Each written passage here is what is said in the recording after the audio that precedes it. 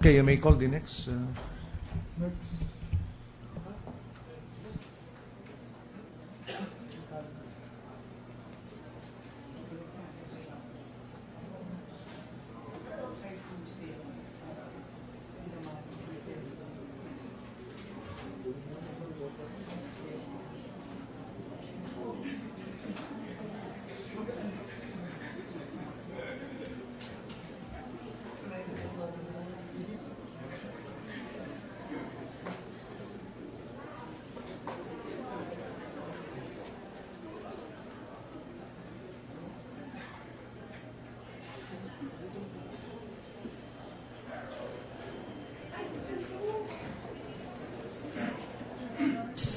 The next candidate to be interviewed will be Secretary Laila M. De Lima of the Department of Justice. You may take your seat, Honorable Secretary. Good morning, Your Honors. Yeah. I understand that I have the option to either You want to start? sit down or stand up. Maybe Okay. I'll be a little bit You want to stand up? energized if you want to Thank stand up? you. Okay. But the problem, Honorable Secretary, is that if you will be in a standing position, the camera might not be able to catch your face. No, no. Your pretty face, because the camera actually is there on the corner, and the camera takes your picture while you are sitting down. If you want there, okay, also. I'll probably have but the- the camera at the back will not be able. Will be focusing your back. I'll probably have the option also to sit down later if I feel the need to. Okay, just tell But us. maybe initially I can. Okay, just tell us then, no? Okay.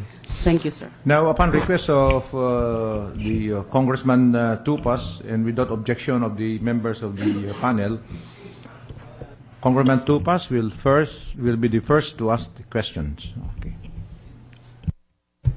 Thank you, Justice Peralta, Mr. Presiding Officer, and members of the JBC.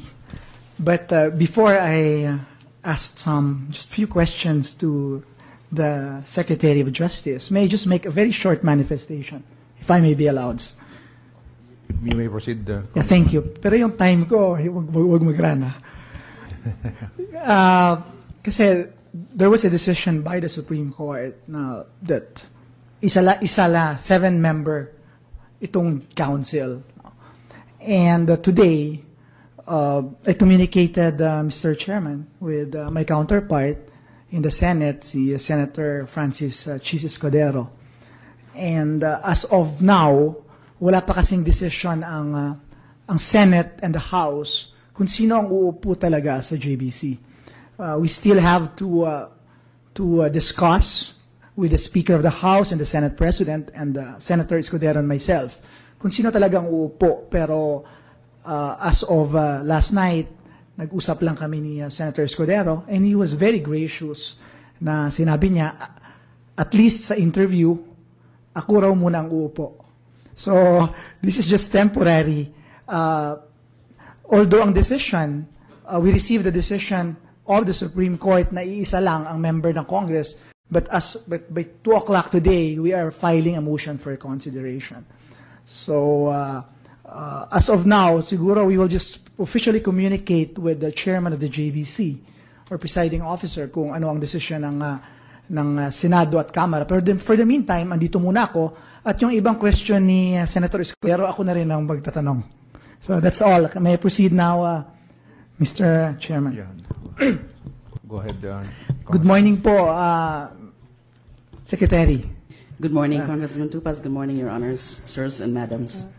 Ano po yung pakiramdam na kayo po'y nakatayo dyan instead of kasama namin kayo dito sa JVC? Mahirap po ang pakiramdam ko ngayon. I'm of course a bit tense, a bit nervous. It's not easy to face your peers in a body such as the Judicial and Bar Council. Kasi, okay, go ahead. And I even just admitted to the media that I'm not sure whether I'm emotionally or psychologically prepared at this point to be facing this very crucial body because of a personal tragedy besetting our family.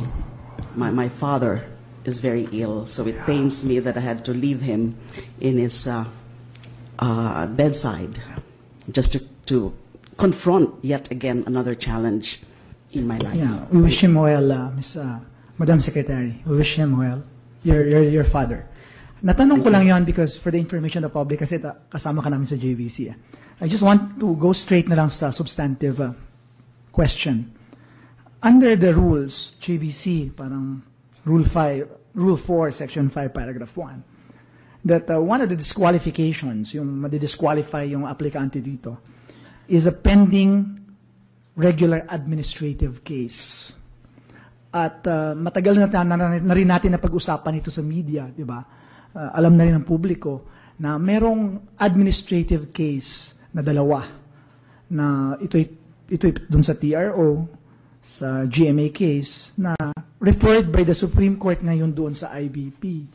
So, magbobotohan ako yung target ng JVC, magbobotohan sa Lunes, which is July 30. At ang usual na ginagawa, pag may pending administrative case, hindi sinasali yung mga aplikante, kahit naka-interview, kahit may psychological examinations na pasado, pag meron pa ring pending case. So without touching on the merits of the case, Madam Secretary, ano pong masasabi niyo doon? Kasi para sa akin, importante yung sa application niyo itong pending administrative case.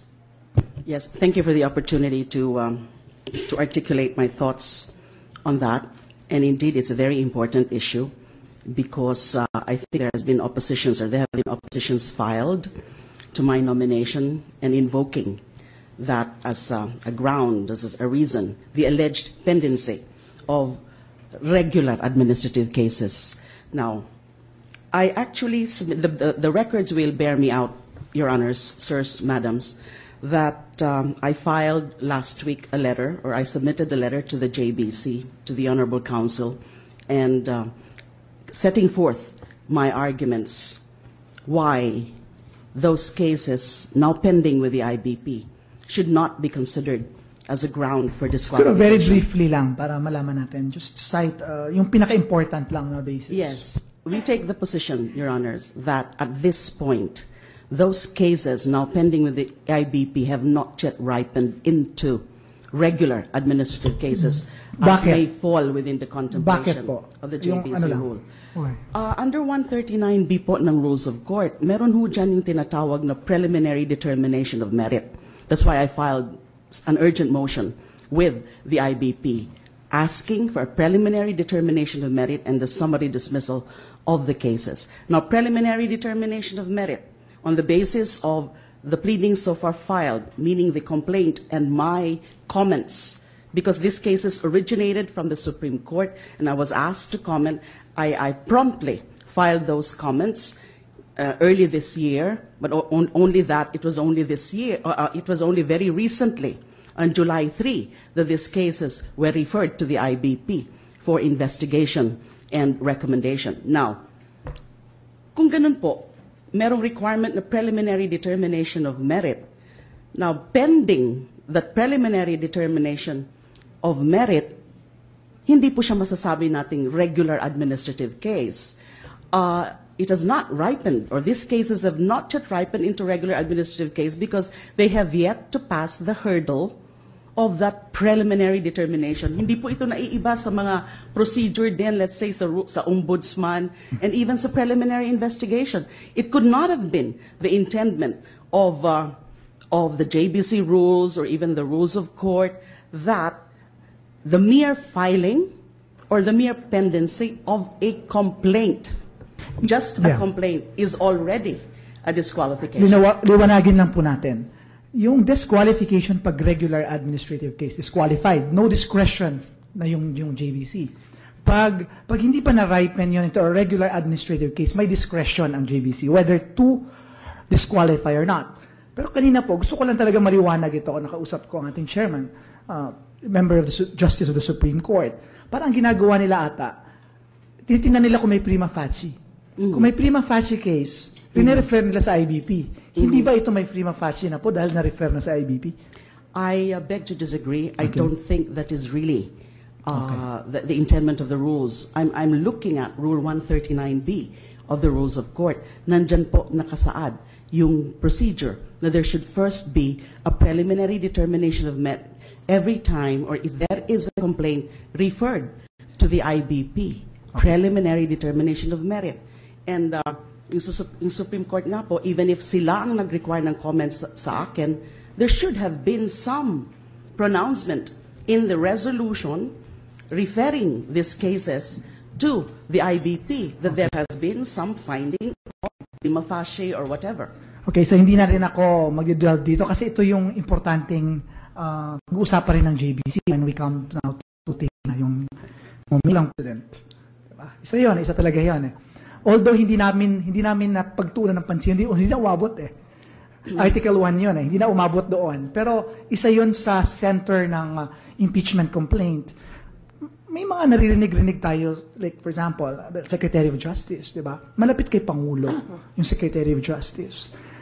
May mga nagsasabing sektor na kina-question yung, di ba, dapat apat yun, proven competence, integrity, probity, and independence. Yung independence, yung kina-question nila pag sinabi na, Secretary Laila de Lima, ako, ang independence niyan, baka pag in-appoint ni Pangulo yan, susundin na lang lahat sa administrasyon na yan, di ba? So very briefly lang, anong masasabi niyo dito?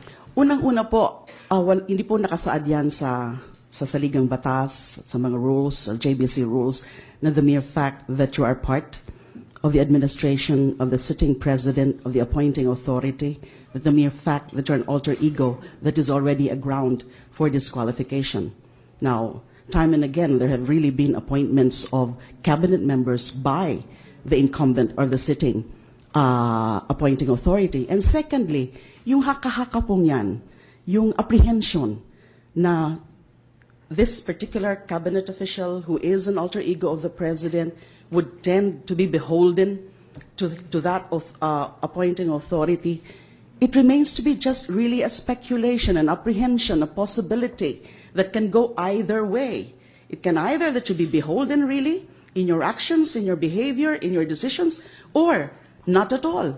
And again, history would prove that there are those who prove themselves to be less than capable of a high sense of independence. And I don't want to be judged at this point that I would be beholden to the appointing authority. You have to look at my records, Your Honors. I've been with an independent constitution, an independent constitutional body, which is the CHR. And before that, I was a private practitioner. After the CHR, then the Secretary of Justice. And each of this position entails a particular mindset or perspective, a frame of mind. I can always adjust also to these perspectives. I'm an alter ego, and therefore it presupposes or it presumes that I agree with the policy pronouncements of the President as an alter ego. At this point, that I'm an alter ego of the President. So, sigurado let's say kami, or ang mamamayan, tsaka JVC na once na let's say, yung Secretary of Justice, let's say, Chief Justice, magiging Chief Justice ka na, assuming Chief Justice Laila de Lima, hindi ka beholden kahit kanino. Your Honor, sigurado ba yun? Yes, I